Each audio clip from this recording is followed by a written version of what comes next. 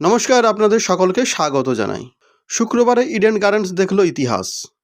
261-র মতো পাহাড় প্রমাণ রান তাড়া করে কেকেআরকে তাদের ঘরের মাঠে হারিয়ে গেল পাঞ্জাব কিংস। জনি বেয়াস্টো 100 রান করলেন, প্রভসিমরন সিং এবং শশাঙ্ক সিং যোগ্য সঙ্গত দিলেন। তো এই নিয়েই বিস্তারিত আলোচনা করব আজকের এই ভিডিওতে।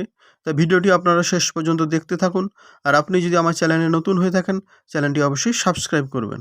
261 রান তুলেও কেকেআর হারের এর অন্যতম 5টি কারণ হলো: 1 নম্বর, কেকেআরের জঘন্য বোলিং। যে দল 261 রান তুলে হারে, সেই দলের বোলিং নিয়ে যত কম কথা বলা যায় ততই ভালো। শুক্রবার কেকেআরের বোলিং ঠিক ততটাই খারাপ ছিল। সুনীল নারায়ণ বাদে কোনো বোলার 10 তো দূর, ওভার প্রতি 15 রানের বেশি করে রান দিয়েছে। সুনীল নারায়ণ বাদে সবচেয়ে কম হর্ষিত রানা 4 ওভারের মধ্যে প্রতি ওভারে 15.20 রান দিয়েছেন। সবচেয়ে বেশি রান দিয়েছেন আন্দ্রে রাসেল, তিনি ওভার প্রতি 18 রান করে দিয়েছেন। কেকেআরের হারের 2 নম্বর কারণ হলো ভুল ইম্প্যাক্ট প্লেয়ার। আর কতবার ভুল ইম্প্যাক্ট প্লেয়ার নামানোর খেসারত দেবে কেকেআর, তা তারা নিজেরাই বলতে পারবে। এদিন নামানো হলো অনুকূল রায়কে, তিনি 2 ওভারে 36 রান দিলেন। তিনি কী ইম্প্যাক্ট ফেললেন তা নিয়ে প্রশ্ন ওঠা স্বাভাবিক। আগের ম্যাচে সুজয় শর্মার ক্ষেত্রেও একই জিনিস দেখা গিয়েছিল। অন্য দলগুলি যেখানে বুদ্ধি দিয়ে ইম্প্যাক্ট প্লেয়ার নামাচ্ছে, সেখানে কেকেআর একের পর এক ভুল করে চলেছে। কেকেআর হারের 3 নম্বর কারণ শুরু থেকে শেষ পর্যন্ত পাঞ্জাব কিংসের ব্যাটিং। পাঞ্জাবের ব্যাটিং নিয়ে কোনো কথাই ওঠার নয়। প্রথম থেকে শেষ পর্যন্ত একই গতিতে তারা রান তাড়া করে গেল। মাথায় এত রানের বোঝা নিয়েও যে কেউ এভাবে মারতে পারে তা না দেখলে বিশ্বাস করাই যেত না। জনি বেয়াস্টো দলে ফিরে নিজেকে অন্য উচ্চতায় তুলে নিয়ে গেলেন। প্রভসিমরন সিং যোগ্য সঙ্গত দিলেন।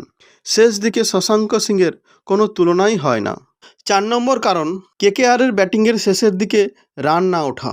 2 ওপেনার ফিল সল্ট এবং সুনীল নারায়ণের সৌজন্যে কেকেআরের শুরুটা প্রায় প্রত্যেক ম্যাচেই ভালো হচ্ছে, কিন্তু পরের দিকে রানের গতি বজায় থাকছে না। এদিন যেমন 2 ওপেনার ফেরার পর 11, 12 এবং 14তম ওভারে 7 রান করে উঠল। ওই সময় যে গতিতে রান তুলছিল কেকেআর, তাতে 3টি ওভারে আরও বেশি রান উঠলে আরও বড় রানের লক্ষ্যমাত্রা রাখা যেত। সেটা তুলতে গিয়ে সমস্যা হতে পারত পাঞ্জাবের। 5 নম্বর কারণ ভেঙ্কটেশ আয়ারের মন্থর ব্যাটিং। 2021 সালে 7টি ম্যাচে ভালো খেলে কেকেআরকে ফাইনালে তোলা এবং গত মরশুমে একটি 100 রান বাদে কেকেআরের ভেঙ্কটেশ আয়ারের উল্লেখযোগ্য অবদান কী আছে তা ভাবতে গেলে মাথা চুলকাতে হতে পারে। এদিন তিনি এত ধীর রান করলেন যে ছন্দটাই নষ্ট হয়ে গেল। যেখানে বাকি ব্যাটসম্যানেরা 200 বা তার বেশি স্ট্রাইক রেটে রান করলেন, সেখানে ভেঙ্কটেশ স্ট্রাইক রেট 150-র কিছু বেশি। মাঝের দিকে বেশ কিছু বল নষ্ট করলেন তিনি। তো এটাই ছিল পাঞ্জাবের বিরুদ্ধে 261 রান তুলেও কেকেআর হারার 5টি অন্যতম কারণ।